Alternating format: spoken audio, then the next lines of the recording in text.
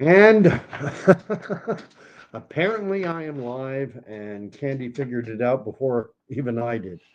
Gordon Causey coming to you, as always is the case, live and unscripted with Candy the Wonder Dog, who probably knew I had scheduled a live tonight that was supposed to start at 9:30. That's when I originally scheduled it. You guys, there are already people here on the live stream. My apologies for being late. Thank you for being so understanding. Always appreciated. Not the best way to start out a live, apologizing, but it is what it is. Life happens. I worked a full day today, had dinner, crashed out, and didn't get up. All right. You know the drill. Everyone watching should know the drill. If you're a regular, Candy has to get a treat at the start of the video. So shake a ball, lay down. Oh, and the border collie is in good voice. Although to put a fine point on it, half border collie, half Aussie shepherd. Although in my mind, they're the pretty much the same darn breed. Oh, diving into a weighty topic, and certainly one that's all over the news right now, about Canada US relations.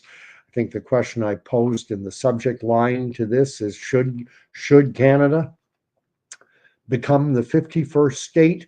And then offering up something that is opinion, but a genuinely held opinion. I do think at some point it's inevitable. That may not mean in my lifetime, though. But I want to dive into this question of Canada being the 51st state, what it would mean.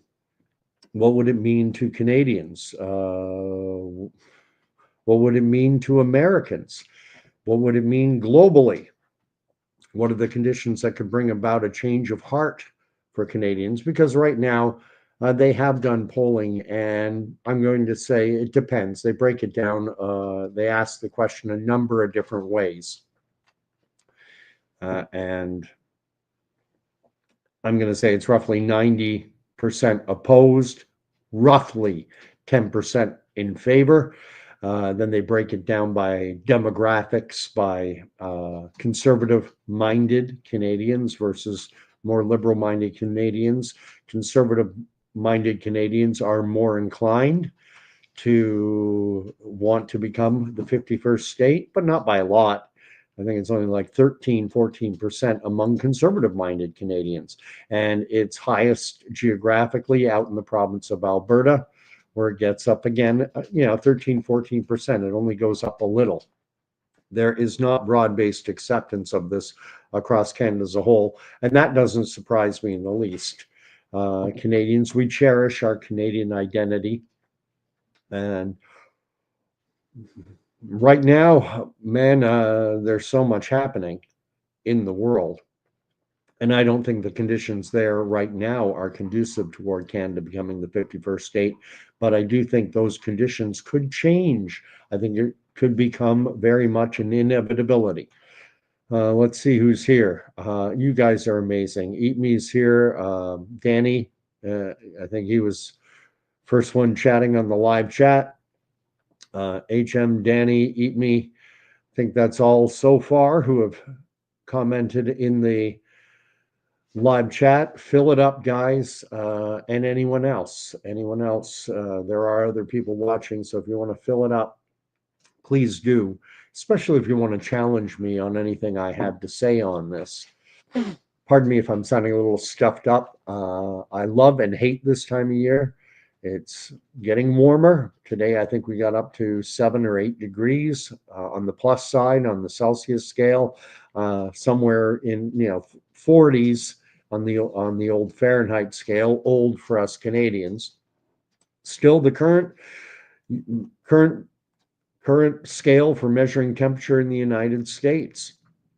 And so what's happening in the news? Number one, I think the biggest news is that tomorrow Canada gets a new prime minister. And it's not somebody who was elected by the broad base of the Canadian public. Mark Carney is about to be more or less installed as Canada's next prime minister. I should have looked up the number. I'm going to take a look now while I'm talking. Da, da, da, da, da, da. How many prime ministers has Canada had? Auto-filled. 23.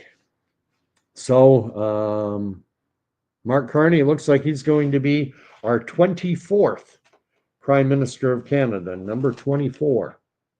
One to remember. 24. And pencil doesn't work. This night is just off to a gangbuster start. I have Danny throwing up a comment with respect to this idea of Canada becoming the 51st state. And he's saying that we as Canadians, Danny is in Montreal, need the First and Second Amendments to the U.S. Constitution here. For those unfamiliar, the First Amendment to the U.S. Constitution, contained within what is referred to as their Bill of Rights, is the right to freedom of speech, freedom of expression, freedom of assembly, freedom of religion. That's the First Amendment. The Second Amendment is the amendment guaranteeing the right to bear arms. It has to be remembered that the nation of the United States of America was formed in rebellion against what was viewed to be an oppressive, undemocratic British government that was ruling over them. And one of the rallying cries of that war was no taxation without representation. The Americans were having taxes imposed on them from across the Atlantic without having any representation when it came to, what kind of taxes would be levied on the American colonies and at what levels would they be levied. There was the famous tea tax, which resulted in what is referred to as the Boston Tea Party, when American colonials disguised as First Nation Americans went and dumped a boatload full of tea into the harbor in Boston. And later gave that name stuck around later during, and I think it was more or less in and around the George W. Bush period. They started to call themselves the Tea Party. They were kind of the ultra right wing, or the further right than the traditional Republican Party was. And HM Heather is writing, disgusting, millions sent to Al Qaeda. What's up with that? Don't know what exactly what you're referring to. Brett saying you should have used a pen. Brett Skinner's, who is down in Wyoming. So we have, I have at least one American showing up on today's. And I have Gerald G. Sumner writing 51st Territory, Canada. Gerald, I can't recall whether I've seen your name before. It strikes me as being familiar, but if you wouldn't mind putting down whether you're an American or a Canadian, and what part of the great, the United States of America or Canada that you're from. Everyone's saying good evening, good evening. And we have Danny saying that we can add the Fourth Amendment. I don't know. I can't go that far.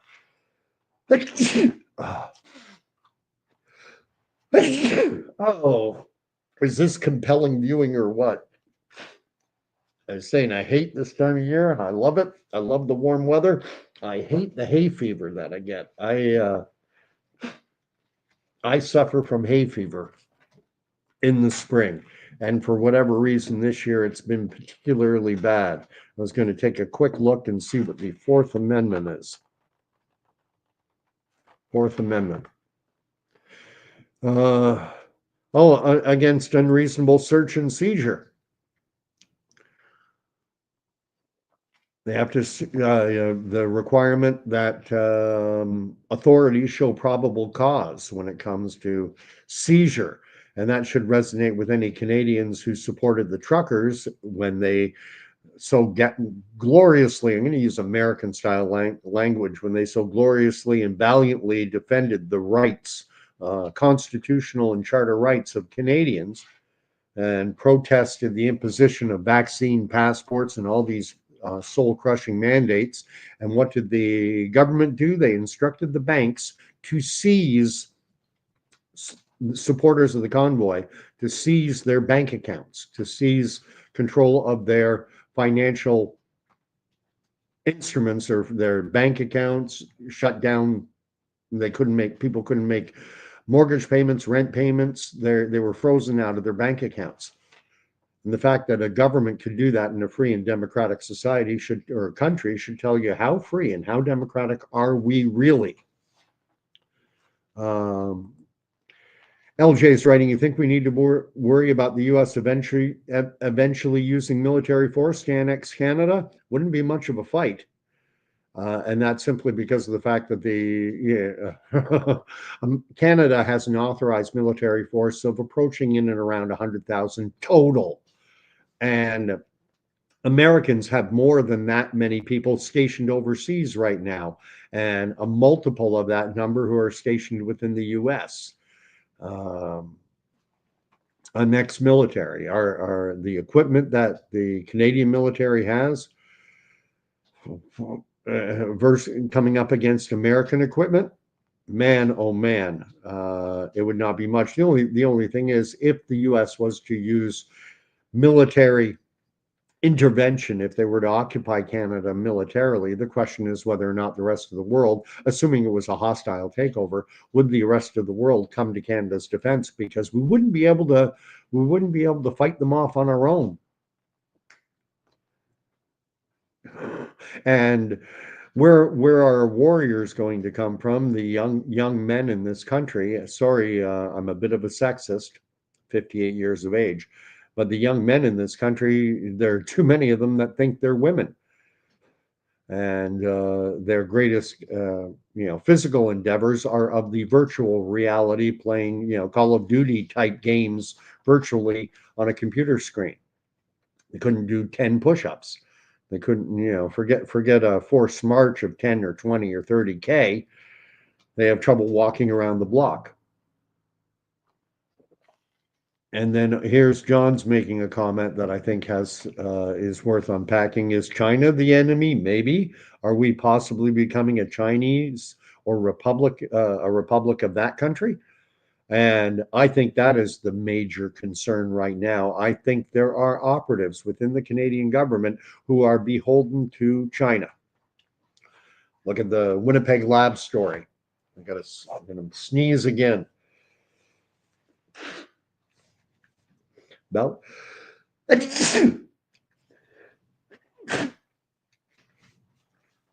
like I say, compelling viewing. You get to watch me go through my spring allergies when the pollen is starting to get into the air, and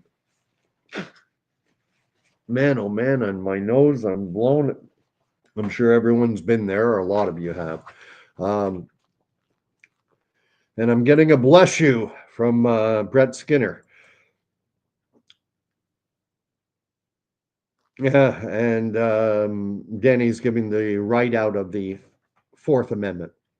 The right of people to secure the persons, houses, papers, and effects against unreasonable search and seizure shall not be violated.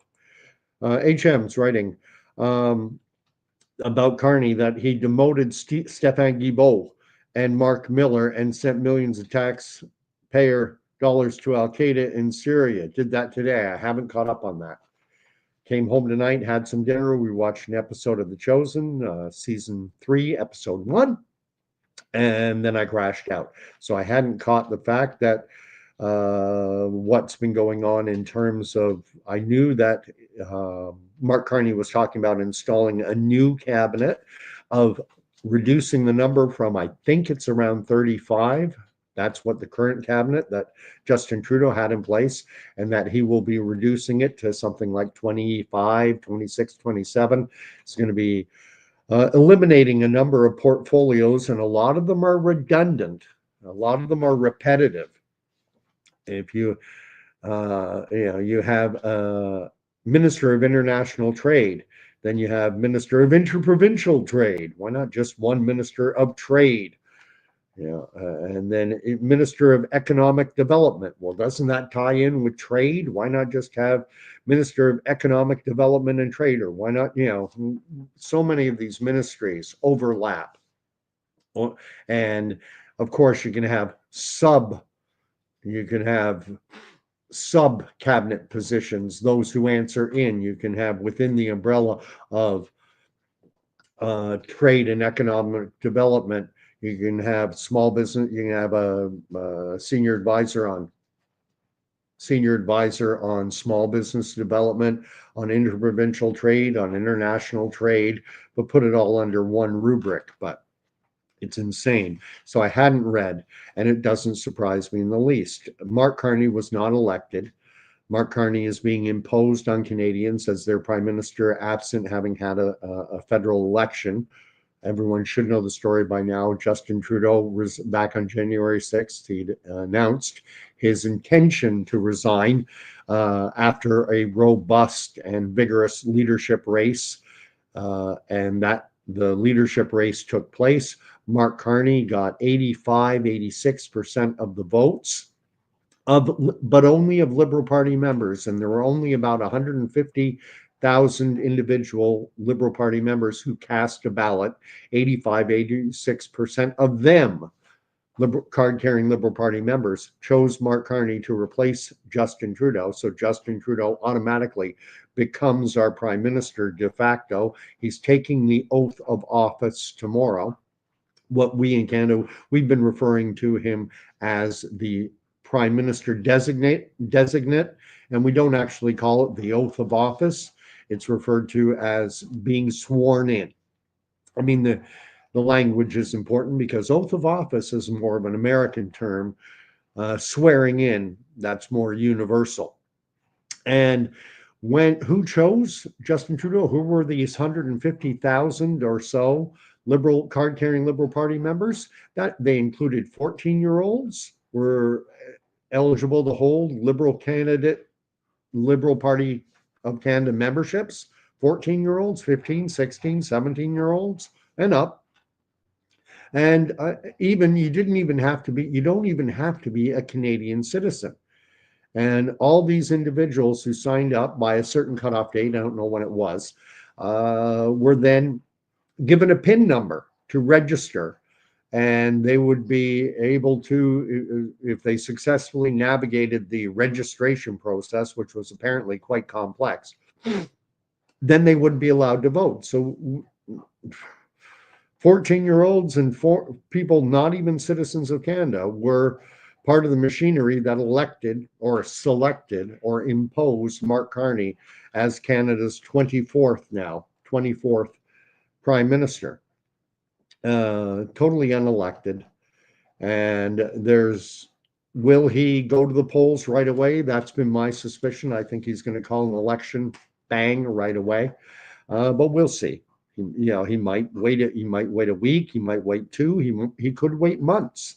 He could wait until October. I think he should go right away. If his intention is to win, and I'm sure it is, then I think he's best served if he goes to the polls early. And I mean that genuinely, because I think the more Canadians get to know him, the more Canadians are going to be turned off. With these steel and aluminum tariffs that have been imposed on us by the Americans, Mark Carney famously, he asked, well, how much steel and aluminum, how much steel do Canadians even use anyway? Like, it's not a big deal. And it's like, have you driven a car, Mark? Maybe not. Have you used a washing machine, a dryer? I mean, there's steel everywhere. It's a major component in a lot of manufacturing. And he seems to think it's, not that big a deal. With that being said, personally, my own view, we should not be retaliating against the United States for their tariffs. And here's a news flash, and you can verify this.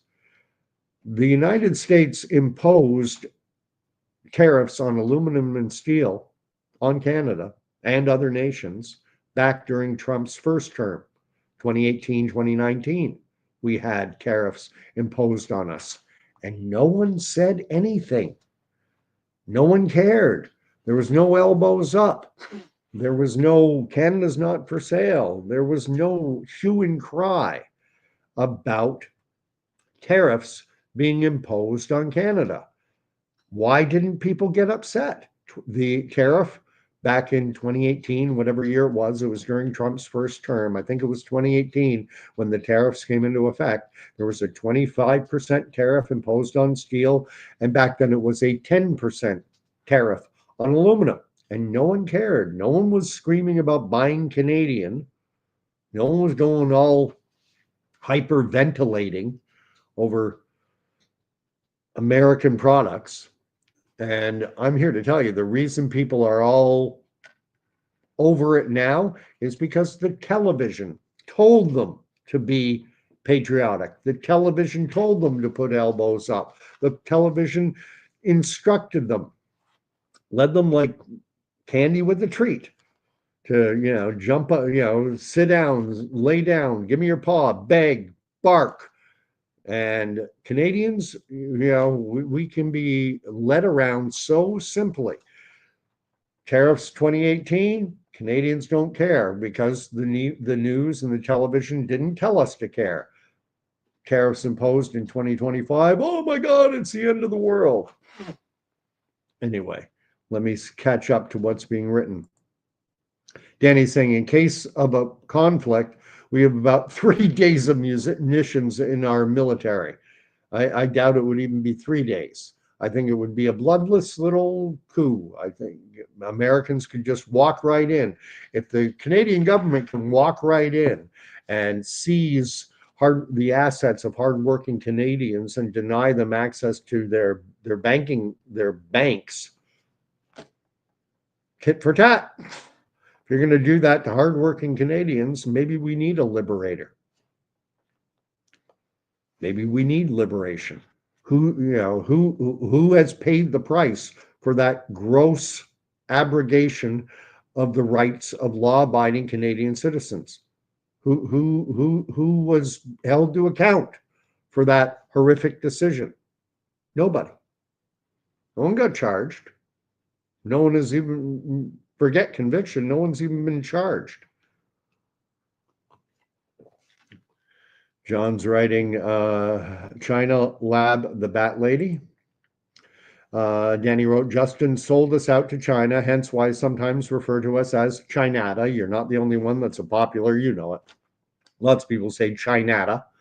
And it's because we seem very much beholden to Chinese foreign interests. And we look at the story that came out of our national biolab in Winnipeg, where 2 Chinese nationals were fired under cloudy circumstances, and we're not allowed to know the reason why, with our secretive, non-transparent liberal overlords who won't tell us the reason why 2 Chinese nationals were called back to China. Called back to the head office. What's the deal? Likewise, CSIS and the RCMP, CSIS being the Canadian Securities and Intelligence Service, kind of our equivalent of the CIA here. They have documented interference by China in Canada's elections. What Chinese nationals have flooded into riding associations, taken out Liberal Party memberships, and ensured that someone who is of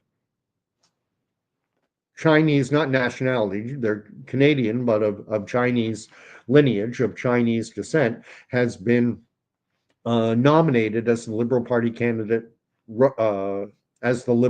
candidate in a number of ridings in Canada.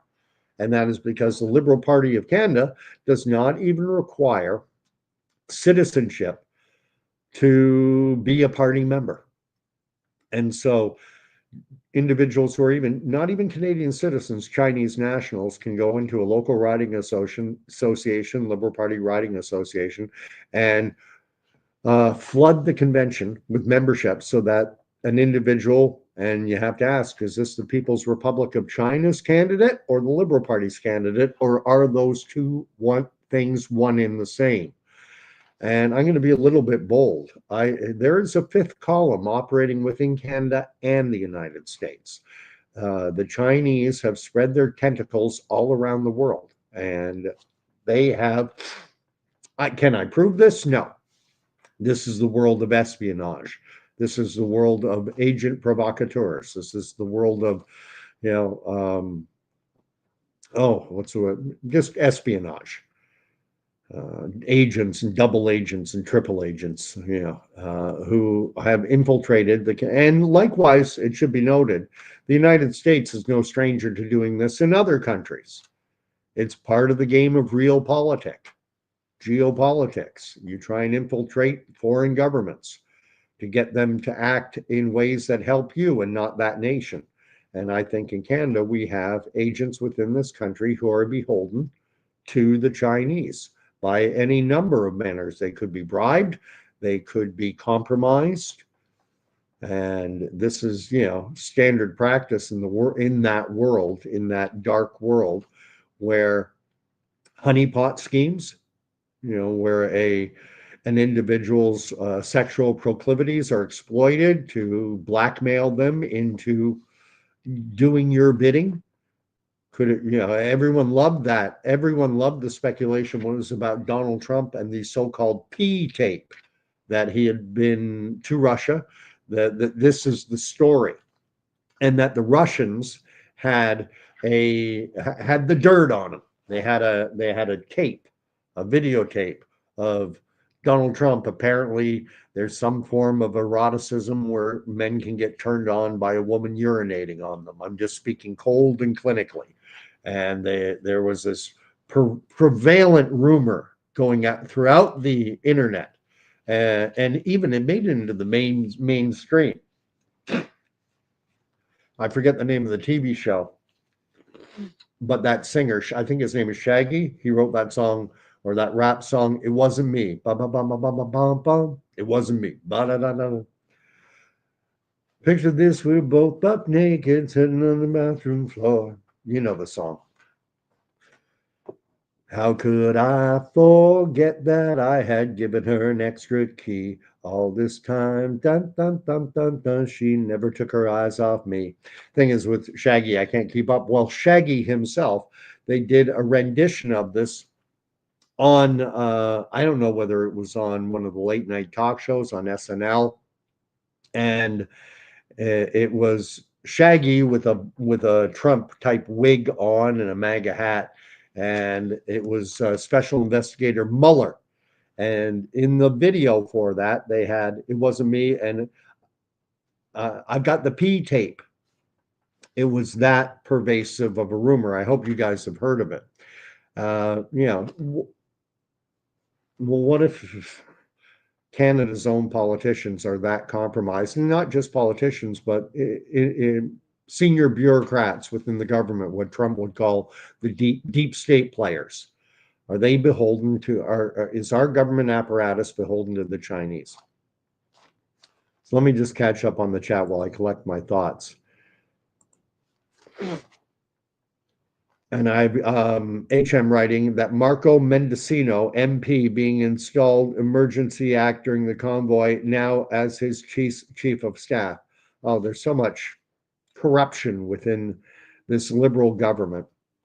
And it's time for them to go. And I'm afraid, and you guys know this because I've said it many times on this channel, but I'm afraid that there are a lot of Canadians, too many Canadians, who don't pay close attention to the political scene, who are saying, well, oh, good, they got rid of Trudeau. And, Mark Carney, he was head of the Bank of Canada, head of the Bank of England. He's been a senior advisor to climate change. And boy, climate change is so important. We have to save the planet. Canada is going to save the planet if we can get to net zero. And Mark Carney's all in on that.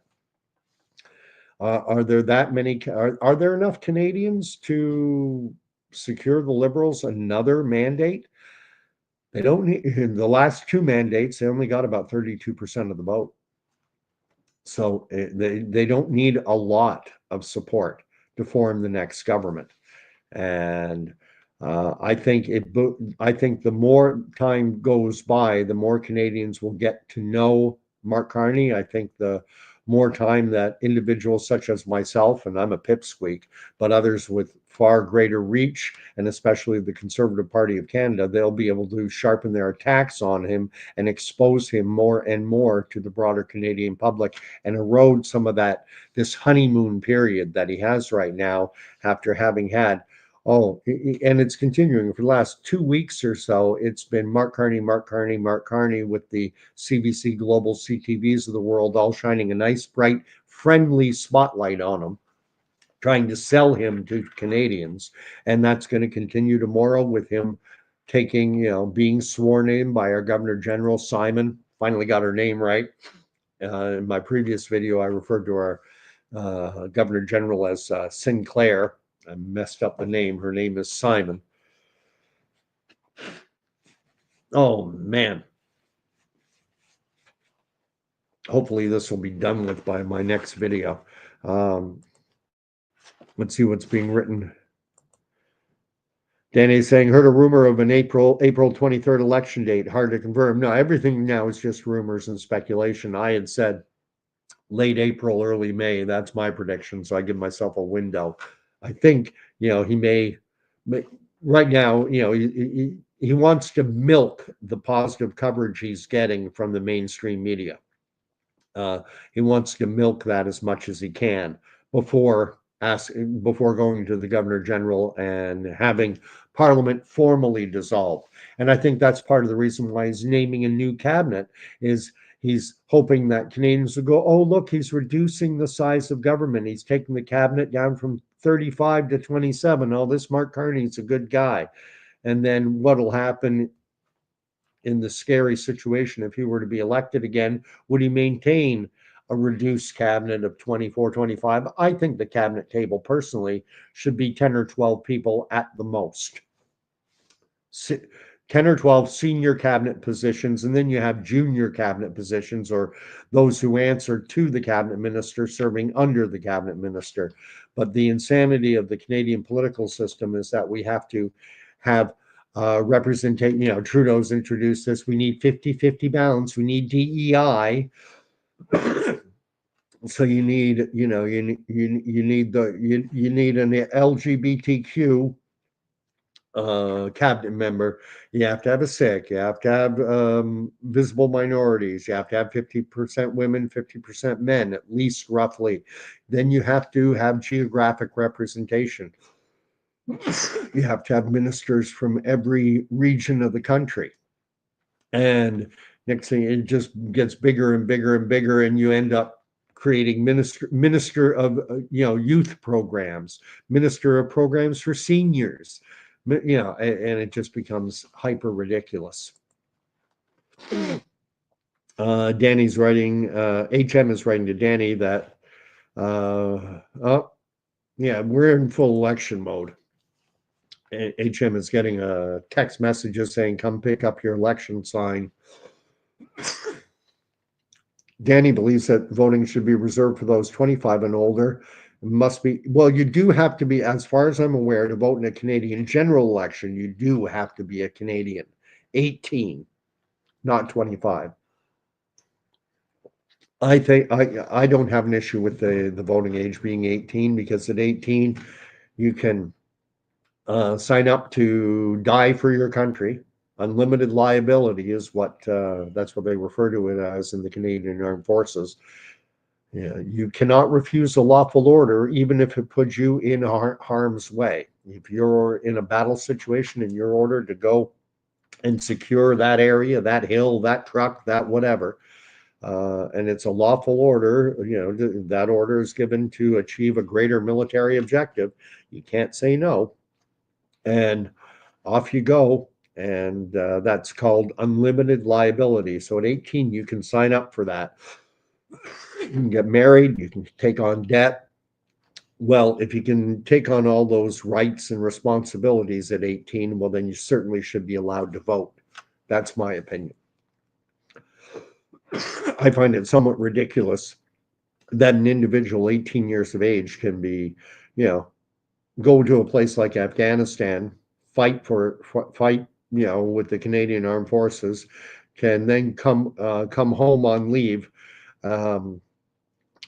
get into a fight with his wife over the fact that the mortgage, they're a month late on the mortgage, and then the kid goes into a bar and says, I need a beer, and the bartender says, oh, sorry, you're not old enough to drink yet. In Quebec, 18 is the drinking age, but in Ontario, it's 19. Imagine that.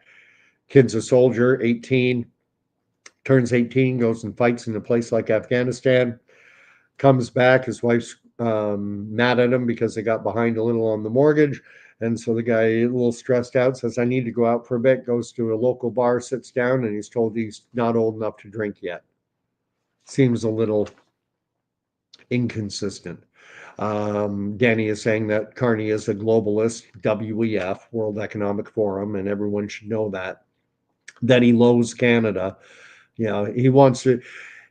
Carney opposed the Northwest, I'm trying to remember, I think it was called the Northern Gateway Pipeline and Energy East Pipeline. He was opposed to Canadians.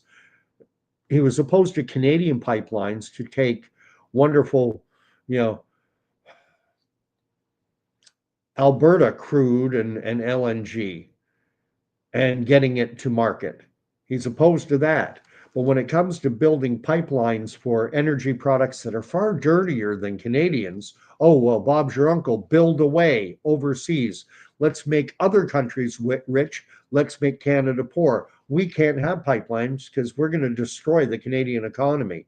We don't want wealth and prosperity in this country because when Canadians are wealthy, prosperous, when the economy is growing, we develop a sense of entitlement.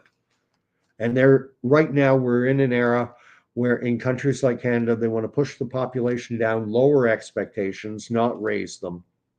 And Carney, that's his job. He's here as a WEF installment, and he is here to bring about you will own nothing and you will like it.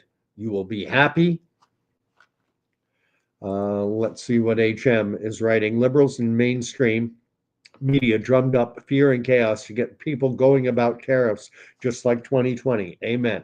That's something of a thesis statement with me.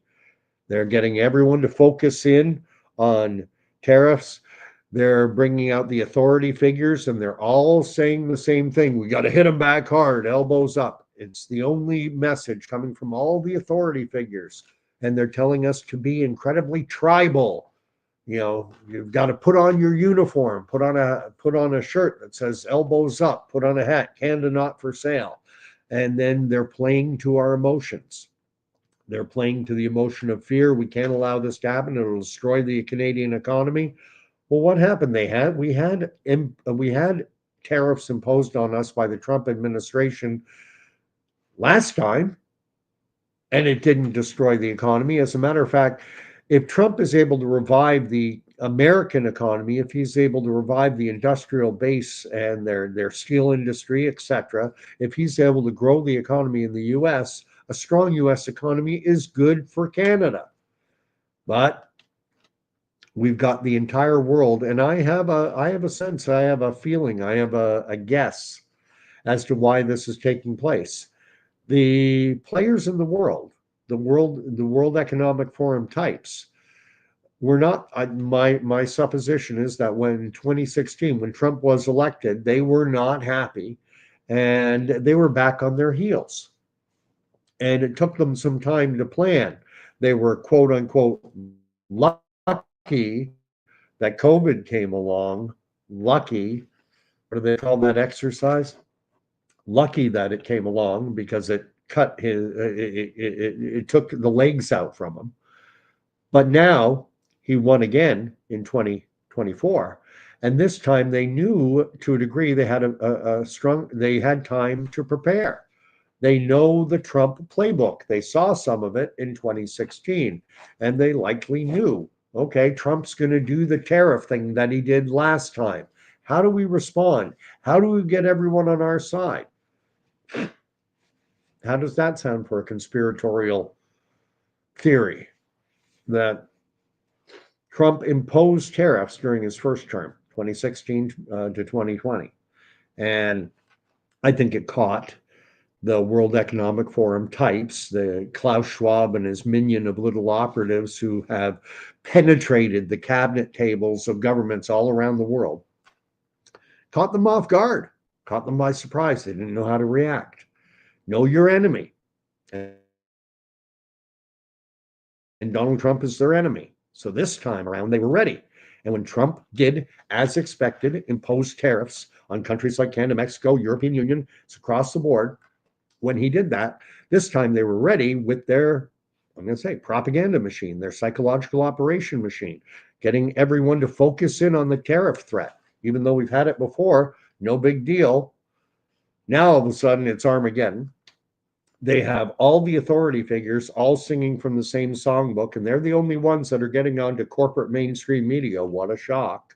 And they're pushing everyone into a tribe the same way we were in the COVID era. Are you a good little minion? Are you a good little sheep? Are you going to do as you're told and put up your sign? I got the shot. Oh, good for you. You're such a good little person. Yes, look at me. I got the shot. Here's my shirt. Here's my changing my profile picture to a Ukrainian flag. I'll do whatever you tell me. Just direct me. And then, of course, playing to emotion.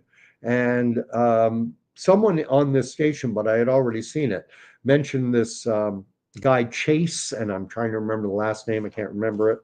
I thought I'd written it down, but I haven't. His name is Chase something. Has a YouTube channel, and he's the one who gave me that acronym, FATE, because I just mentioned focus, authority, tribe, emotion. Those are the four key elements, according to this gentleman, of a psychological operation. Now, I have spoken about it many times. That video came out about 2 months ago. I've been talking about it for a year plus, but I've always focused in simply on the E, on the emotion side, and how they play to emotions of fear, anger, patriotism, swelling you up with pride. Because when you get someone into an emotional state, and I'm going to say it one more time, and I'm going to have to take a break from it because I say it almost every video now, you retreat back out of the frontal lobes of your brain. I think it's called the cerebral cortex up here, where all our higher thought process takes place. We're reason, rational thought, and we retreat back into what I call others too, the mammalian brain, the brain that I share with Candy, my dog. And so you can, we're easy to train. We're Pavlovian little dogs, and it is so bloody annoying that it is so easy to manipulate people into these states. We saw the Germans taught it to us, the Soviets taught it to us, but the Germans certainly, because rational thinking, this is the nation that gave us Engels, that gave us, Wagner, that gave us so much scientific research, and such a rational thinking people. You would think the German people of all, that they would be above this kind of manipulation, but we saw what happened.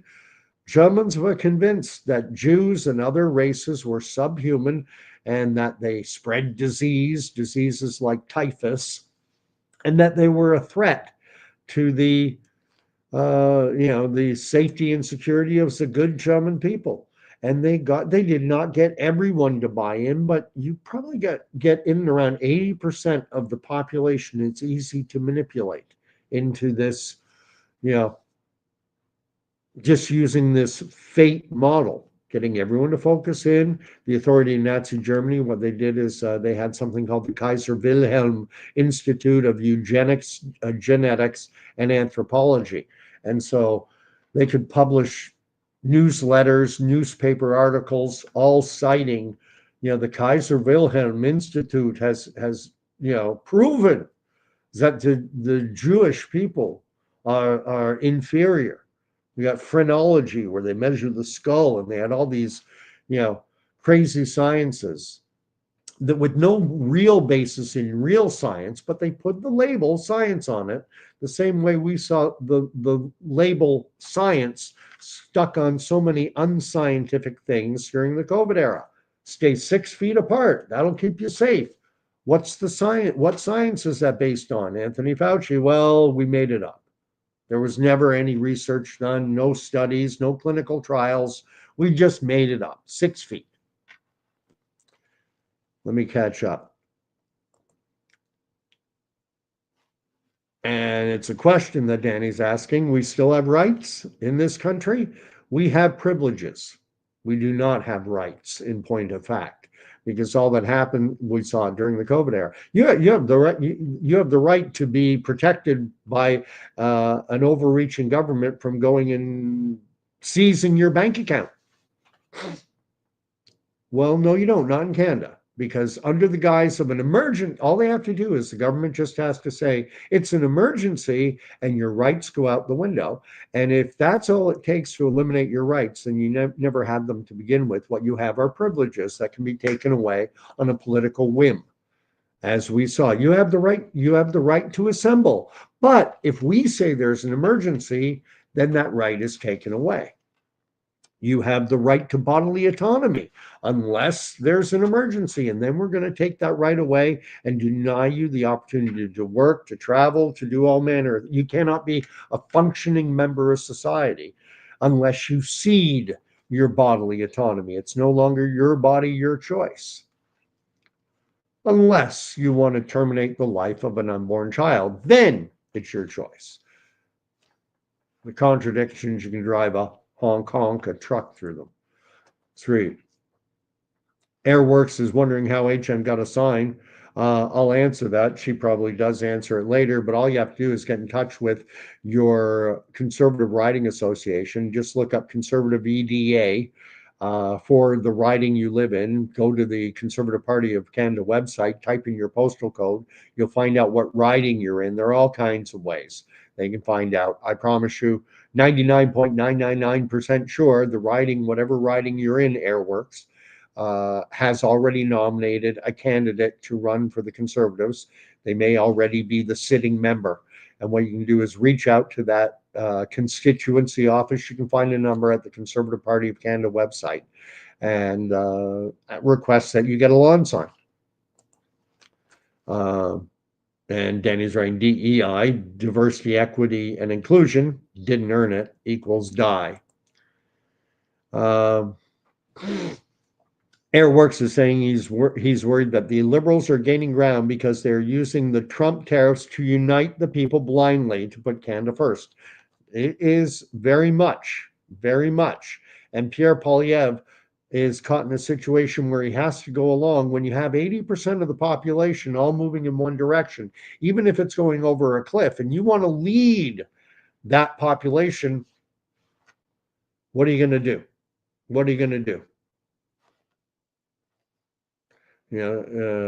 People do not intellectualize things when they've been driven into a state of fear. Canada's economy is going to be destroyed. They're going to annex us. Oh my God, it's so bad. And so if anyone comes along and says, hey, calm down. The U.S. imposed tariffs on us during Donald Trump's first term. The economy was roaring. If COVID hadn't been, released out of that lab, which is what U.S. intelligence services and other intelligence services tell us now, is that it came from a lab. So it was either leaked or released intentionally. If that hadn't happened, everything would have been fine. The economy was going gangbusters, and we were dealing with tariffs. And what's amazing right now, we have British Columbian NDP Premier Eby. I know how to pronounce it now. Eby. He is calling on Canada to drop the trade war with China, or to put it in a Trump fashion, China. He wants Eby, a Canadian Prime Minister, wants us to drop the trade war that is taking place between China and Canada. A lot of people don't even know that we're in a trade war with China. They have imposed 100% tariffs on certain Canadian agricultural products. The major hit is going to be on Western farmers who produce canola, which makes canola oil. But it's also impacting BC because it's impacting seafood products. They're tariffing Canada at 100%. Forget 25 on aluminum and steel. Forget 25 or even 50. The Chinese are hitting us with 100% tariffs. Why are they doing that? Because Canada, in our desire to get to net zero, is imposing 100% tariffs on Chinese-made electronic vehicles.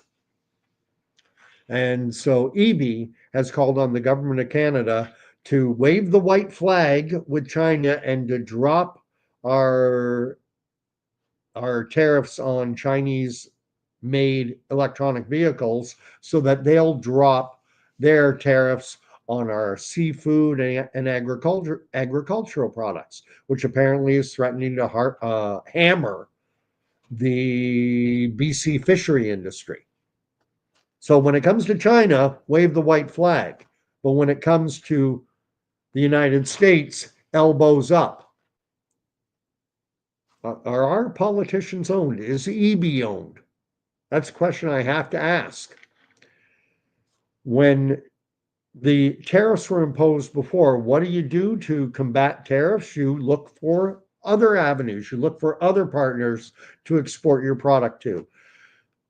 You provide incentives to maybe lower the cost of manufacturing in Canada. Help the businesses out. You try and lower interprovincial trade barriers because so often it's easier for a company to sell their product. An Ontario company has an easier time selling into the United States than they do into neighboring provinces in Manitoba and Quebec. Call in.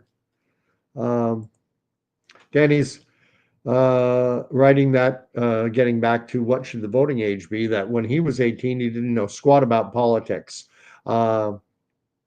And didn't feel he understood and felt he understood enough until he was 30.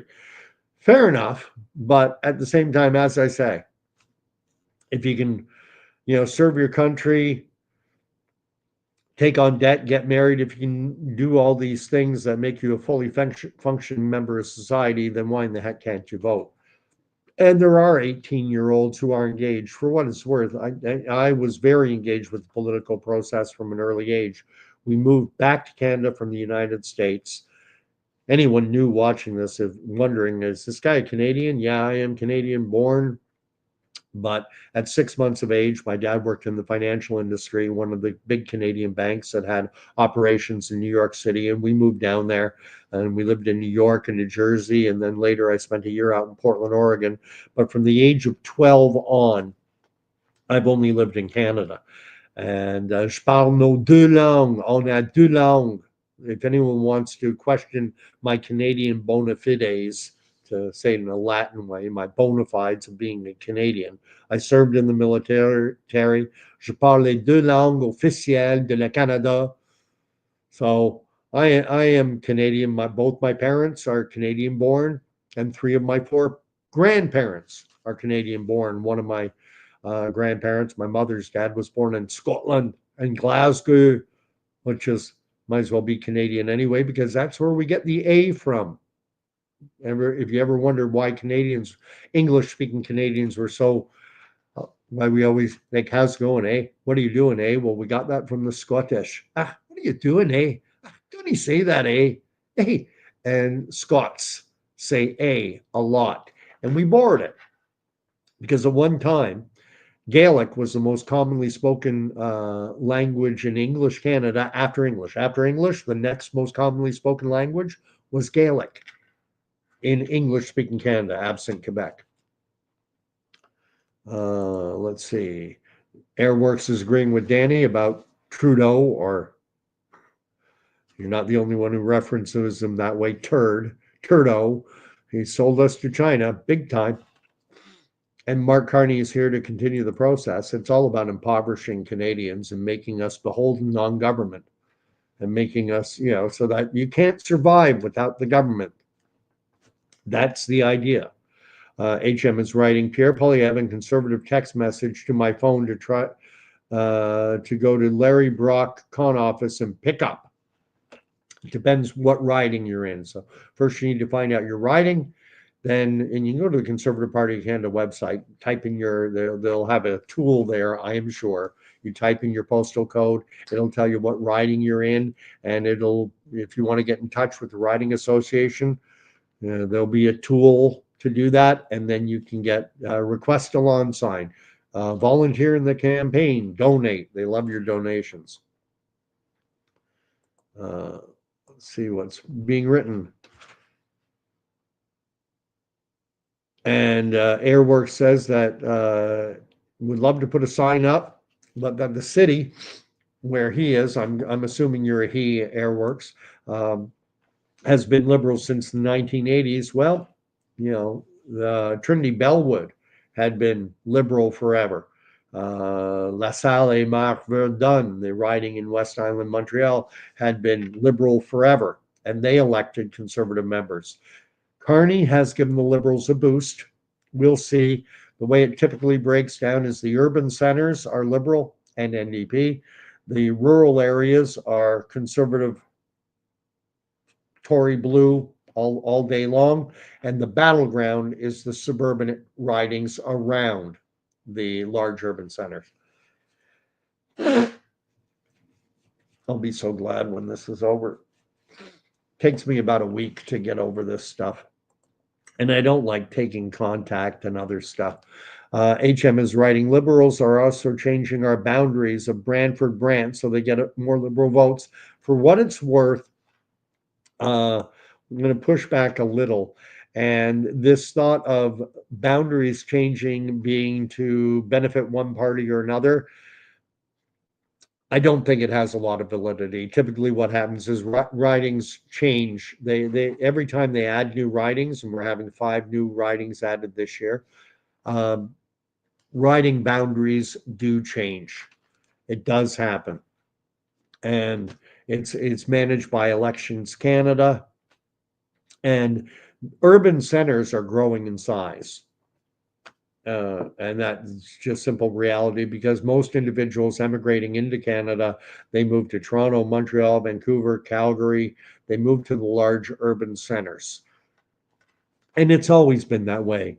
I don't know how far going back, but my mom's mom, O'Malley, Irish, we're coming up on St. Patrick's Day.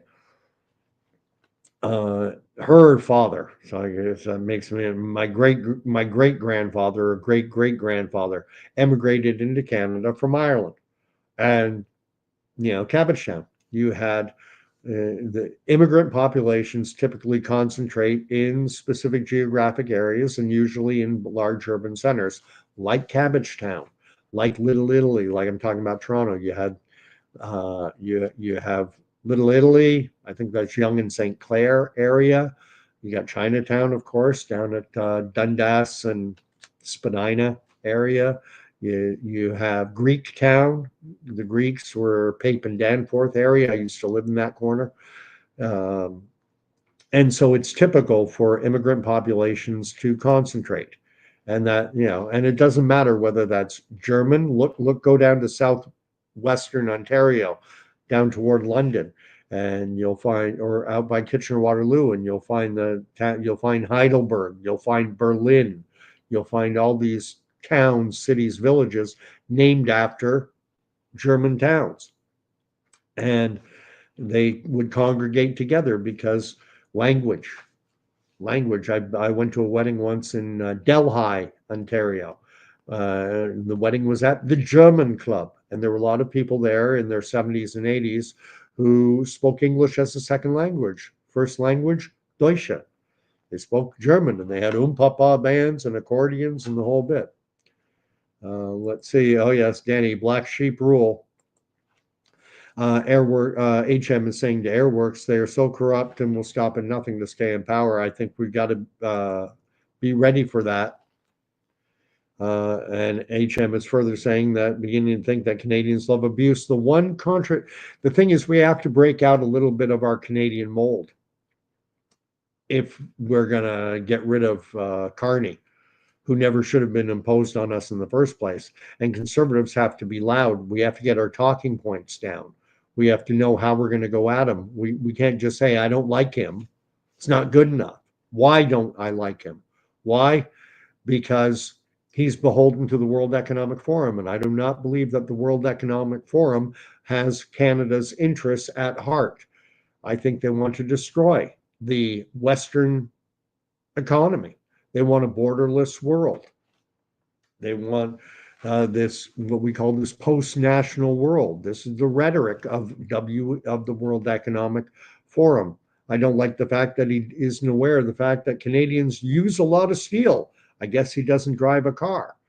I don't like the fact that he's going to impoverish Canadians all in this effort to hit net zero. I think that's the biggest one that you can hit people with to turn them off of Mark Carney is look at the economy right now, doubling of housing costs, inflation through the roof. This is because of carbon taxing, because we're under this stupid illusion in Canada from our political class, from the Justin Trudeau, Mark Carney types of the world. They want us to think that the world will be rainbows and unicorns if Canada becomes so poor that we're no longer contributing any carbon emissions, that we're net zero.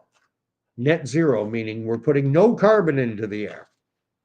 Net zero, zero contribution to global climate emissions. Meanwhile, Mark Carney's buddies in China, they keep throwing more and more coal-fired hydro generation online. They're burning coal to fuel their booming economy while we're impoverishing ourselves trying to hit Mark Carney's famous net zero. And ultimately, I think what we are doing, and the reason why I think Canada joining the US is an inevitability, is because the world is reaching an inflection point. I'm not making any predictions about how soon. I've said it before. The Chinese economy is growing far faster than the US economy, and forecasts have for a long time said that the Chinese will surpass the US as the world's number one economy sometime between 2030 and 2035. I think it might have already happened had Trump not come into the White House back in 2016. He was big about growing the American economy, growing it beyond just 1.5%, 2%, getting it into the 3% area where things really start to heat up, where people begin to feel tangible benefits in their lives and on their paychecks. They were on that trajectory. So I think that, slowed the ascendancy of China to that number one spot. But the US and China are heading to a showdown, and Canadians are going to have to decide what side are you on? Are you going to side with the communist Chinese who have their social credit score? Look at so much of what is being done in Canada and this move toward this social credit score type system, the desire to impose a digital ID, to have digital currency so that every digital penny that you spend is surveilled. We're in trouble. And we're coming to an inflection point where it's going to be Western democracy with the US and Chinese style communism going head to head. And we better I'm not siding with China in that fight. I am not siding, but our political class, the Mark Carneys, the Justin Trudeaus, the Jagmeet Singhs, are they in bed with the Chinese? You'll have to remember that during World War II, the Nazis, the Germans, that they had infiltrated US politics, British politics, French politics. Before the war broke out in 1939, Germany had its Nazi operatives working in all manner of different countries around the world as something of a fifth column. Famously, the King of England, whatever, we know the movie The King's Speech, Bertie. His brother was slated to become the king, and there were suggestions that he was compromised by the Nazis, that the Nazis had infiltrated even the British royal family. And if you look at the George Bush family, George H.W. Bush, President George H.W. Bush, President 1988 to 1992, then his son, President from 2000 to 2008. The precursor to those two was Prescott Bush. Look this up. Prescott Bush was the grandfather of George W. Bush, the father of George H.W. Bush, and his New York City bank was shut down when the U.S. entered the Second World War. And why was his bank shut down? They were engaging in financial dealings with the Nazis. What a shock. What a shock. Look at Henry Ford. Henry Ford was given the highest civilian honor that Germany bestowed on foreign nationals, Nazi Germany.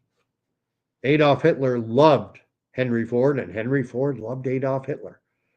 And you don't, if it could happen during that era where the enemy of the United States had sympathizers in high ranking places, you don't think it could happen with the Chinese? Think again. China has all the money. Look at where most of our non sovereign debt is held. The bonds are held in China. Um, Danny, it's on fire tonight with the unfortunately, you can't buy common sense at the grocery store, and you can't fix stupid. Koji Malik has shown up. Koji Malik's down in Florida. Bring a horse to water, can't make him drink. You can lead a man to knowledge, but you can't make him think. Oh, I hadn't heard the latter half of that one. Koji Malik passed the same nursing exam as white people, but because I'm in black, I can be labeled DEI. That's unfortunate. That is important. That's why DEI needs to be eliminated, so that everyone knows that the individuals working in a job are not there because they filled a quota. Because once you put the quotas in place, Koji Malik, I'm going to say this. Once you put the quotas in place, any individual like yourself, a person of color, or the question is automatically going to be asked. Oh, because we have quotas. Did this individual get their position by merit, or are they a tick in the box? Were they the most deserving candidate, or are they just there because we needed to have this demographic group represented? You get rid of DEI, and then now a lot of things. I think, I've spoken before on my channel about the fact that my dad was a branch manager of a retail banking branch in downtown Portland, Oregon, that was right on the dividing line, the street, Halsey Avenue in Portland, Oregon, that divided black from white. And he made a point of hiring a significant number. I think almost all the tellers were black. And it's not, we're not dealing with brain surgery here. We're dealing with, simple banking transactions and the threshold of qualification. I mean, we're not talking about air traffic control. But it was his desire. He wanted his branch to be representative of the community in which he was operating. And given that Halsey Avenue on one side of the street, further you went that way, it was black and it became more black, and then the further you went the other way, it became white and more white. And his branch was on the black side of the street. And anyway, DEI. I'm willing to put some water in my wine and suggest that ideas like affirmative action had their place to a certain extent. That's one of the biggest benefits, I think, of Barack Obama having been president of the United States, is that he showed, especially to young black men and women, that you're not just the star of the basketball or baseball team, not just a janitor or low menial jobs. You can aspire to anything. You're not restricted in any way, shape, or form. And you can aspire to the highest levels of society based on merit, not based on ticks in a box. So, anyway, enough on that. Koji Malik. WEI, white, entitled, and incompetent. Ton of white men. That's reverse racism. Let's talk about unfortunately, things are better than they used to be. They're still not perfect, but just, there's an old saying that the perfection is the enemy of the good. There's a tendency, because things aren't perfect, well, let's blow it all up and get rid of even the good stuff because it's not perfect. And so you abandon, you're making progress, you're moving, things are getting better, but they're not getting getting better fast enough. Um,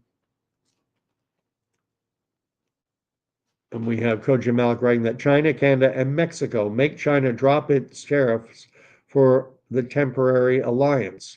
I don't want to be getting into bed any more with China than Canada already is. I want to be strengthening our ties with America, and we already ceded our economic sovereignty to the United States of America all the way back in 1988. I shared that a while ago, the famous debate between John Turner, leader of Canada's Liberal Party, and Brian Mulroney, leader of the Conservative Party, where the Conservatives were pushing free trade with the US and John Turner was saying no. Amazing how the world turns upside down. Used to be that it was the conservative side that was against trade barriers like tariffs and the liberals who were in favor of tariffs. Now everything's upside down. Now it's the conservatives who are pushing promoting your national interest using economic levers like tariffs, and it's the liberals who want them eliminated. It's the liberals in bed with the corporate sector who want to make corporate the I mean, these corporations are not American, they're not Canadian, they're global in scope. The corporate class has no allegiance to Canada, the United States, China. They'll do business anywhere, wherever, whatever is best, whatever gives them the highest ROI. Well, should we set up shop in Lubbock, Texas, or in Red Deer, Alberta, or in Shenzhen province in China? Well, what makes the most sense to the bottom line? Shenzhen, China. They don't have any human rights. They oppress the hell out of people. They don't have even freedom of expression there. Yeah, but they're cheap. Who cares? Send it there. The corporate world doesn't care about boundaries.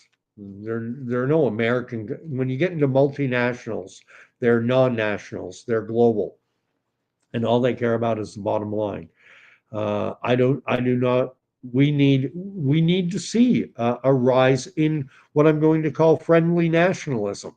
Doesn't mean we have to go to war with one another, but it certainly means you promote your own best interests, and then you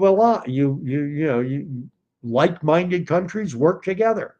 Western democracies have been infiltrated by the Chinese. They want us to bring in their social credit score, where in China, anyone not familiar, most will be, in China, you have something called the social credit score. If you're found jaywalking, the number of points you get go down. If you're late for work, your points go down. If you go online and express an unpopular opinion, your points go down. And then if you're a young person and there's a rave, a big street party, and you want to go, you'll be denied access because your social credit score is too low. You want to go on a vacation, you want to get on a plane. Sorry, you're not allowed. Your social credit score is too low. We have a different system in the Western world. It's a capitalistic model. Your ability to function in the society increases with the more money you get, not based on your social credit score. There's a reason why virtue signaling is so popular now. We're being conditioned to seek approbation from the mob. The government sets the standard. We're inclusive now. And gender is just a societal construct. And if you buy into that, we're going to heap praise on you. And we're going to, make you feel all warm and fuzzy inside. You're a good liberal thinker. You're so tolerant. You're tolerant of things like decadence and immorality. So good for you, little minion. Anyway, men and their chicken games. Let's see what Danny's writing. The canola oil we now eat and cook with was once used by the Canadian government as engine and machinery lubricant. Ponder that a bit. Yes, I've been reading what's been coming out of the United States with John F. Kennedy, not John F. Kennedy, Robert F. Kennedy Jr., about Make America Healthy Again and all these oils and what oils should we be cooking with. The one thing I've taken from it is that olive oil, extra virgin olive oil, is actually the only really good one. Vegetable oil, canola oil, peanut oil, all these oils are apparently maybe not good for you. But the biggest problem I have with the health front is back in the 70s, we were told, don't eat eggs. They're going to kill you. It's cholesterol, cholesterol. Oh, okay, don't eat eggs. Oh my gosh. Then they came out later and they said, well, actually, we find out there's two types of cholesterol, HDL and LDL. LDL is good, HDL is bad. I might have that backwards. One's good, one's bad. And get the good, you want the good cholesterol, but you need to lower the bad. Then they came back later and they go, we don't really know what cholesterol does. So do what you want. And so just because quote unquote science says something one day, keep hearing about coffee. Is coffee good or bad? One study says it's good, another study says it's bad. Anyway, HM is writing, do you know how this will play out? Carney will convince the Donald to stop the tariffs, and the dumb Canucks will label him a hero, and the election is in the bag. We shall see. That's an interesting supposition. I don't share that. I don't share. My crystal ball doesn't point in that direction. I don't see Trump backing down. I do not see Trump backing down. I imagine he's a little consternated by the fact that this is the same thing I did during my first term. Why are you all upset about it this time? The American economy was booming during my first term until that viral pathogen was either leaked or released in all likelihood. You know, the economy was booming. So you know, why are you all upset this time when it didn't bother you last time? It was good for you. Having a strong America is good for the Western world. I think it's a case where now they had time to collude and respond, and who knows, what hand, who's operating behind the curtain, telling people what to do. WEF, is it the Chinese? All gang up on the United States, isolate them. The United States used to be very isolationist. So many Americans emigrated to that country from places like Germany that were constantly, there were wars between Prussia and this kingdom, that kingdom, and the Lithuanian, the Polish, and Europe was always war after war after war after war, and young men being conscripted to go and fight.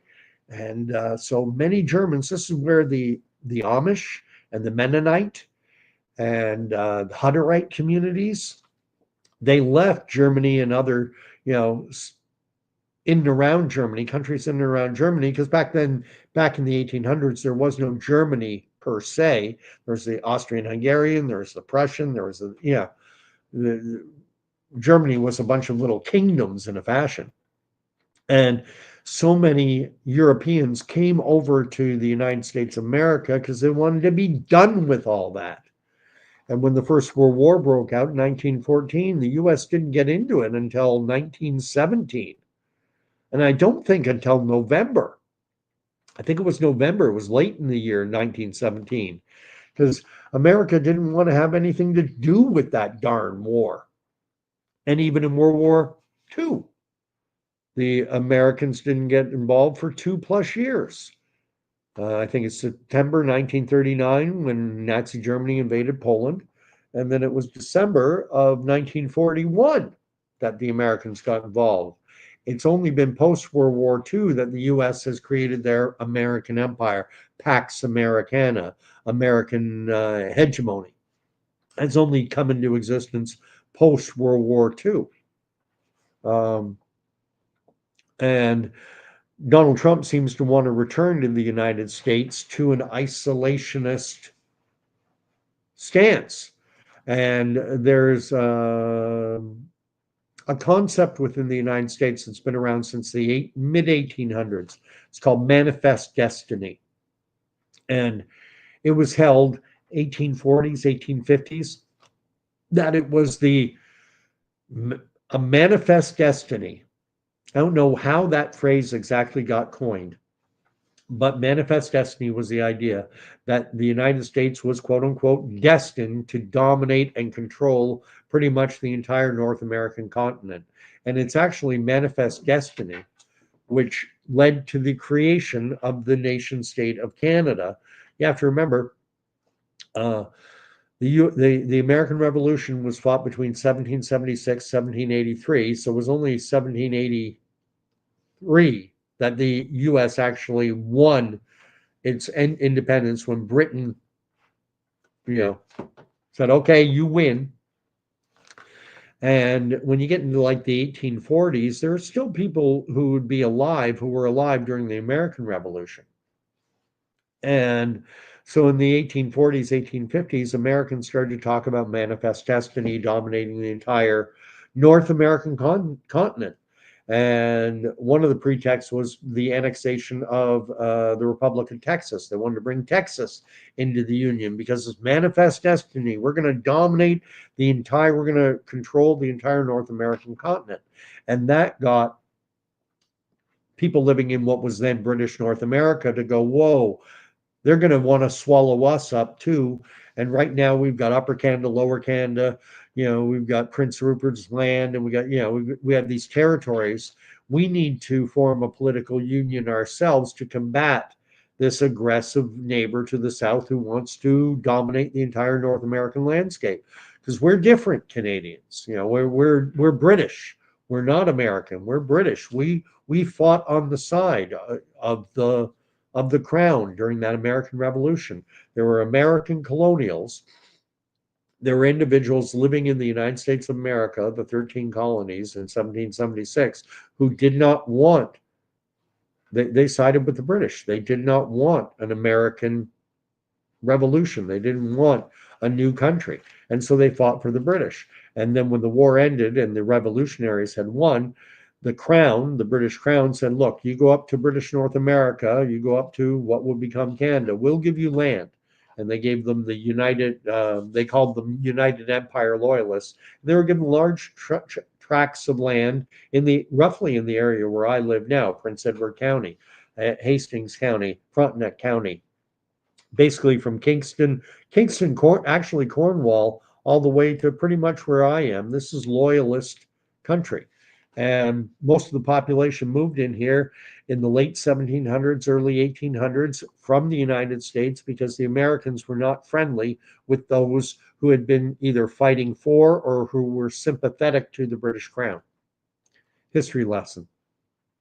And so this idea of manifest destiny of the United States dominating or controlling the entire North American continent, Trump, is somewhat reviving a very old doctrine. I think it was Polk, who was the president during this period when manifest destiny became all popular.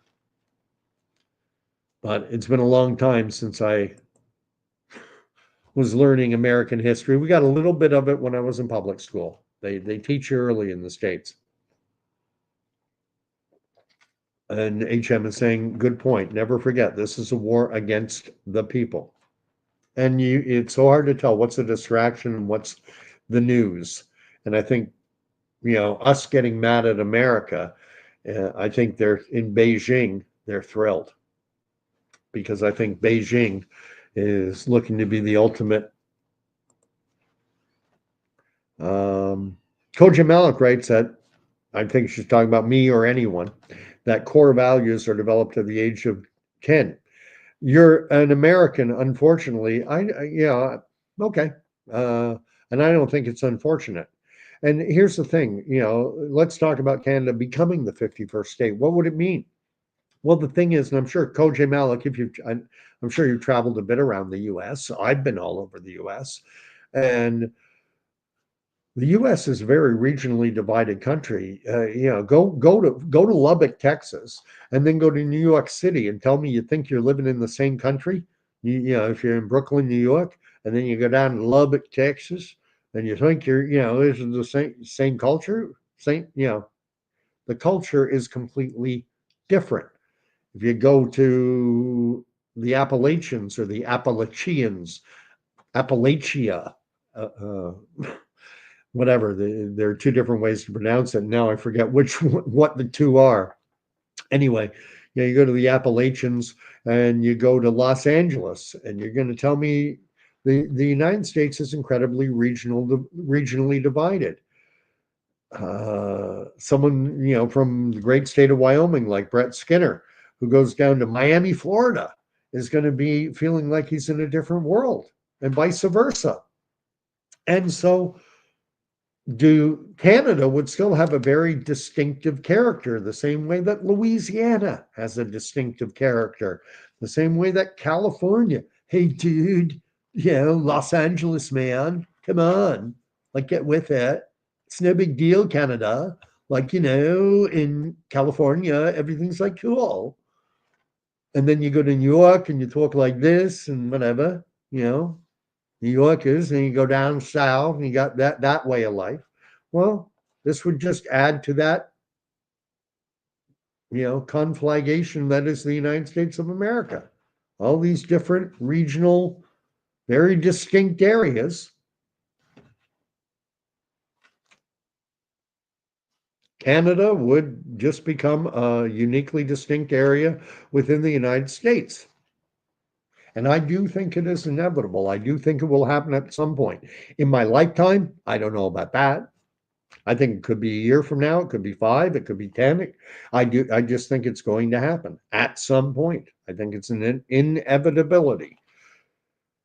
And if I had to bet, I would say probably within the next 5 years. Airworks, of course. Sorry about that. Airworks is a she. Very good. As long as you don't say you're a Z or a there, or a they or a there. That drives me nuts. And Koji Malik is saying that things that don't evolve die.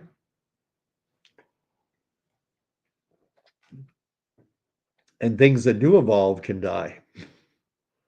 We all have these. I mean, if you want to take the Darwinian model and apply it to the social realm, and that's done, it's called social Darwinism, to take, Darwin's survival of the fittest, and then you move it into the social realm.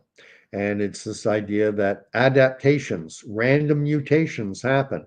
And if the random mutation is beneficial, then this is the idea in Darwinian evolution theory, is that random mutations occur, and if the mutation is beneficial, then it gives the organisms with that mutation a competitive advantage in breeding over those that don't, and it wins out. So, but the idea is that if a random mutation isn't good, if you change in a non-positive way, you're going to die out. And what's going to happen to a society that doesn't know the difference in a hyper-competitive world? What's going to happen to a society where men and women don't know the difference between men and women?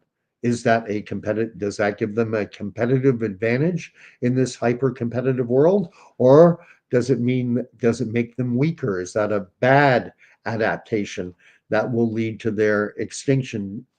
And I think you know what I'm thinking. You want to deny the basic fabric of reality and think that's evolving and improving? Well, I don't think so. I think ignoring the basic fabric of reality is a great way to march down that road toward extinction and death. DEI leads to DIE. Danny's writing, conservative city dweller here. Maybe it's because I was raised mostly in rural Ontario and rural Alberta. Maybe. Yeah, you're in downtown Montreal, Montréalais. Denny voted Liberal once, never again. Well, that's good to hear, because that at least means you're open-minded to the other side. I myself, I voted NDP, Liberal, Conservative, PPC. I've been all over the map in voting federally. I voted Conservative, voted Liberal, voted PPC, and even voted NDP. And hey, haven't brought it up yet. Jesus is king. Well, the only thing I brought up was that I was watching The Chosen, season 3, episode 1, and strongly recommending it now to a lot of people to watch that show. I'm going to do another reaction to it after I finish season 3. I'm going to, assuming I continue to enjoy it and assuming I'm still happy with what I'm watching.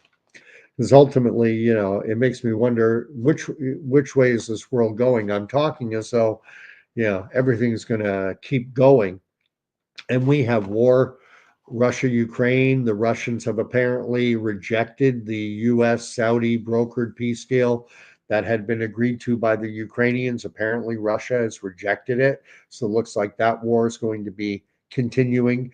Now we have further hostilities breaking out in the Middle East between Israel and Syria now, and the potential for, you know, violence with Hamas and Hezbollah and not Hezbollah so much, but the Houthis down in Yemen.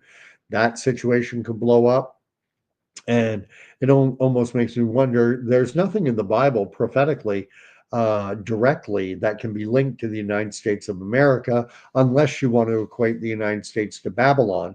And then the projection in Revelation is that fallen is Babylon the Great. That and it's when you look at these Ezekiel 38-39, Gog and Magog, and these countries all surrounding the nation state of Israel. The U.S. isn't part of it. Is the Western world facing? Are we heading to implosion? Are we going to crumble from within the way the old Roman Empire did? Just crumble from within and then be overrun by China, by whomever, but China would be my number one guess. And there's a reference in the book of Revelation to the kings of the East, and many believe that is a representation of the Chinese. And you look at the size of their military, I think they could probably put 100 million or so men into uniform easily. Whereas in Canada, what do we have? We don't even have 100,000 total between regular force and reserves. Our reg force, I think, is slated to be 65,000. That's the budgeted number. And the reserve force somewhere around 35. So we're supposed to be at around 100, but they're far below the recruitment objectives because, let's face it, how many guys who think they're girls want to go into the military? It's a male-dominated field. And even though they may want to try and get it to 50-50, well, why don't you first get the oil rigs manned 50-50 by men and women, then get construction jobs 50-50 men and women, and let's do it across the board, not just cherry pick specific industry groups. So anyway, Betty Zoom finally always coming on. That's always good to see you, and I always appreciate the fact that you put up comments at the end of the videos. They're not always, but a lot of my videos, when you miss the live, you always put a comment, and I love that. Thanks. And Canada should not bend the knee to, and you're going to have to fill me in, Coach Malik, Cersei or Kersey. Not familiar with who that gentleman or that woman. I don't know who they are. I don't think we should be bending the knee to China, but that's what we're doing. Yeah. Justin said, and I quote, Canada is the first post-national state. Yeah, it's this idea of a borderless world where we're all citizens of planet Earth and there's one overseeing globalist body that's watching our every move, Big Brother. And that's the WEF dream. And they brought in elements of the Chinese social credit score and everything. Coach Malik writes, the world needs to make the U.S. bend the knee for the environment. Wait a minute. The U.S.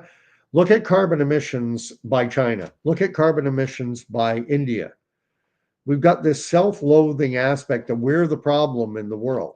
Look at the environmental disaster when the Beijing was trying to get the Olympics. I forget what year it is. They actually had to go and they had to spray paint the dirt green to make it look like grass. China is an environmental nightmare of a country. But because they have a centrally controlled dictatorial system, it doesn't make the news. And now they've infiltrated our system so much that we don't hear about it at all. And I'm not talking about the Chinese people. They're no different from you, from me, from anyone else. I'm talking about their system, that the communist dictatorial system. And they want us destroying our economy in a vain pursuit to get to net zero so that we can freeze to death in the dark. while their economy is growing gangbusters because they're using coal-fired hydro generation. And we're into this self-loathing right now. Everything's crappy here. Everything is bad here. No, you know what? It's not perfect. Granted that we do not live in a perfect hemisphere, in a perfect world. Canada, the US, we're not perfect. Go move to China.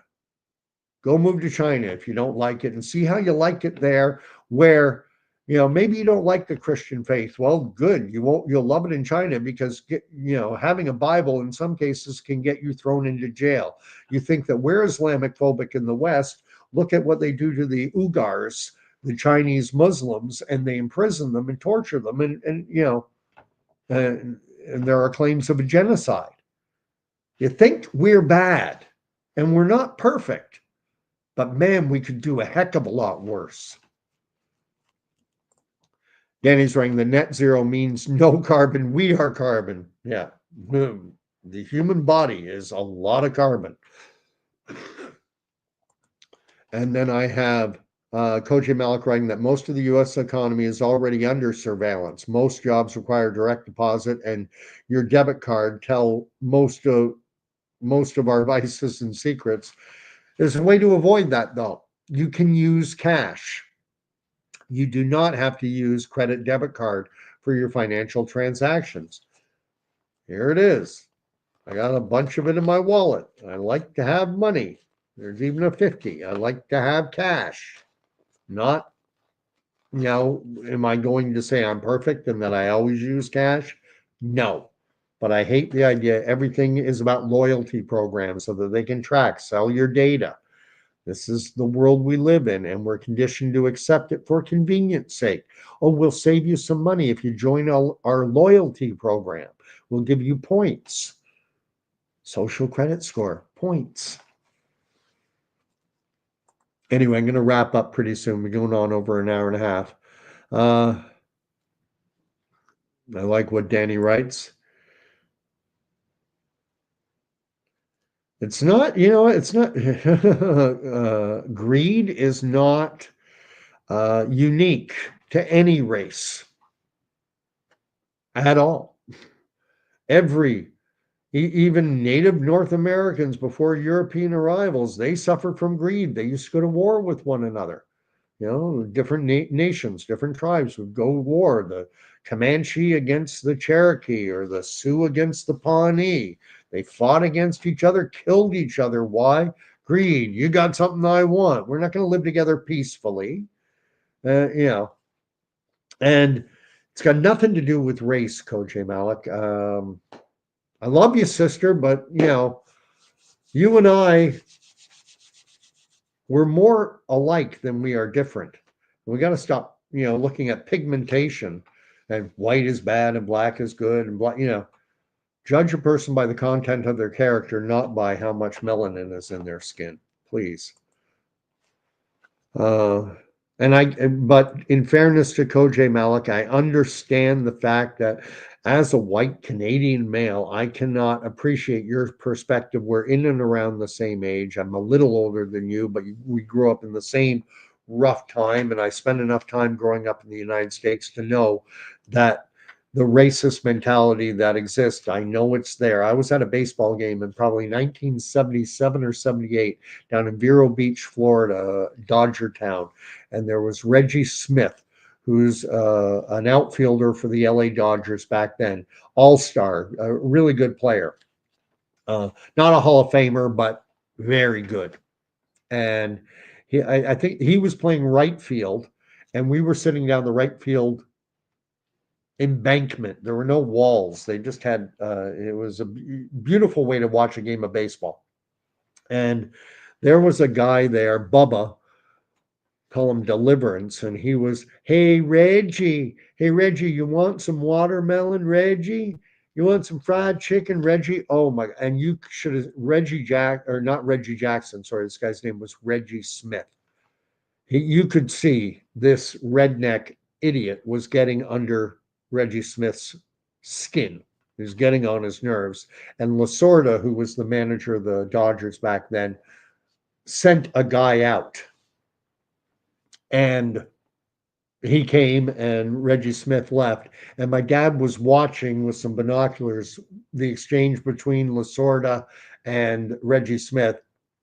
And Lasorda was telling Reggie, go cool off, go home, day over, you know, let it go. What, I don't know exactly. Obviously impossible to say. So anyway, Reggie Smith left the clubhouse, and back then, this is 1977, 1978, he actually was walking across the parking lot in behind us to go to his car, and my dad fished out a pen and a piece of paper, and he said, "Go get his autograph." And I went running. It's the first autograph I had of anyone, famous. And I walked up and I said, "Mr. Smith, can I have your autograph?" And he was very gracious. Said, "Sure. What's your name?" "Gordon." To Gordon, Reggie Smith. I ran back. My dad was thrilled. So I know. So our life experience is different, and it's easy for me to say you got to let it go. I get that, but I don't know. I don't know. Um, it, it's going to require, maybe we're generations away from having, getting rid of the hatred, maybe. But hatred at the end of the day is non-productive. Um, Danny's of the opinion that DEI in the aviation industry, well, anyone, you want, I think everyone is in universal agreement. If the best, most qualified individual to fly the airplane I'm on happens to be a Latino and gay, do I care? Do I care? No, I want a white guy. No, I want the best qualified guy flying the airplane. If he's black, gay, or doesn't know what gender he is, but he's the most qualified pilot, that's who I want behind the controls of the airplane. Coach Malik's writing, it's why I had to explain to my white supervisor basic things to my white HSA and nursing, very basic things, and they get offended because they're dumb, white, and do I think nepotism happens? Do I think that there's racism that happens where they say, "I'm not hiring that woman because she's black. I don't like blacks. I'm black." There are white individuals who do think that blacks are inferior. And so they'll hire an inferior white individual instead of the black individual. It's the reverse of DEI. And so you don't fight fire with fire. Anyway.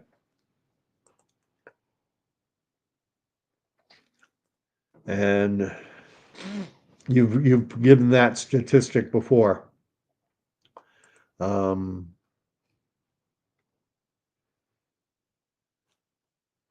I tell you, I think we're, white, black, Hispanic, doesn't matter. We're in for rough times coming ahead. The world is coming to an inflection point. We're heading to war. And that's why I keep talking about getting into faith, getting into relationship with the creator of all things. If you don't know anything about faith, if you're totally new to the Bible, to Jesus, and this is all new to you, church, whatever, I would invite you to watch that streaming show that I'm now just started to watch myself. The Chosen. It's I think right now the current season is season 5. I think it is out now. I believe there are either 2 or 3 more seasons planned. I would invite you to just go onto YouTube, type The Chosen season 1, episode 1. I think they give you 1 and 2 together. 1 and 2, 2 and 3, 3 and 4, 5 and 6, 7 and 8, 2 at a time. And you can watch, and they're 40 minutes to an hour long.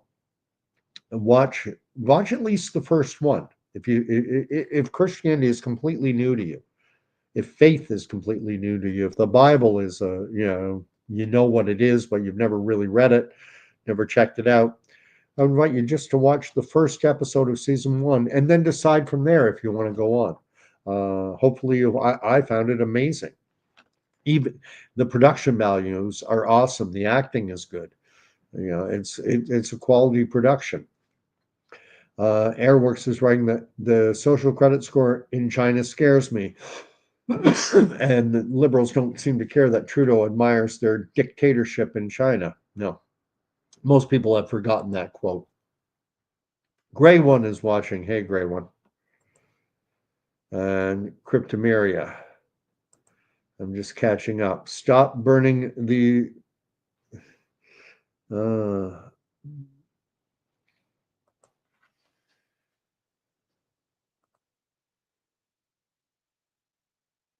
Sterling is asking why are Punjabis racist toward Tamils. My wife's Tamil. I haven't come across that, and we've interacted with plenty of people who are Punjabi, members of the Sikh faith, which most people pronounce Sikh, but I prefer to pronounce it the way they pronounce it. They refer to it as Sikhism, not Sikhism.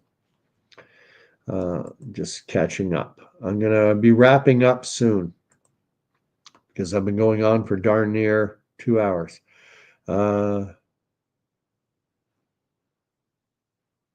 Airworks saying we've got to move past this, but unfortunately, man, racism.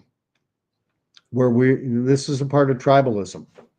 No, they're not part of my tribe. Their skin color is different from mine, and you need to get to know people on an individual basis, not group them by tribe. When we talk about this FATE acronym, this focus, authority, tribe, and emotion, tribe is a big part of it. The default position of tribe of humanity, we are tribal, and that's what makes us so easy to manipulate. That's what makes us so easy to control.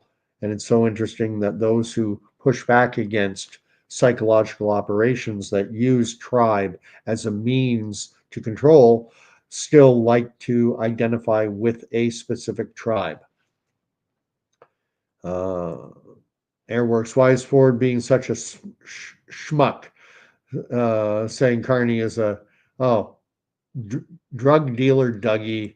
He wants to be popular across. He doesn't really call himself a conservative, even. I can work with anyone. The NDP reach across the aisle. He is a schmuck.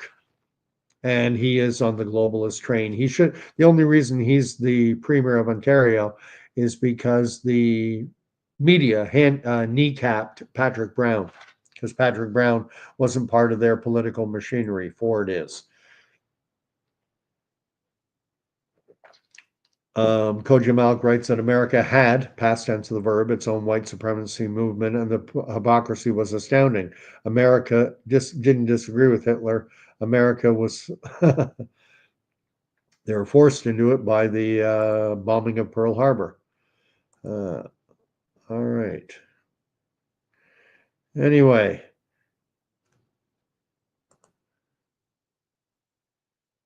Sharunian saying I don't want to debate Jordan Peterson. I would just love to have a conversation with him. And the chances of that happening are slim and none, but there's always a chance. Goodness knows things could happen. I would welcome the opportunity. Anyway, thank you very much, everyone, for coming out. I really didn't get to the point of this video about, should Canada become the 51st state?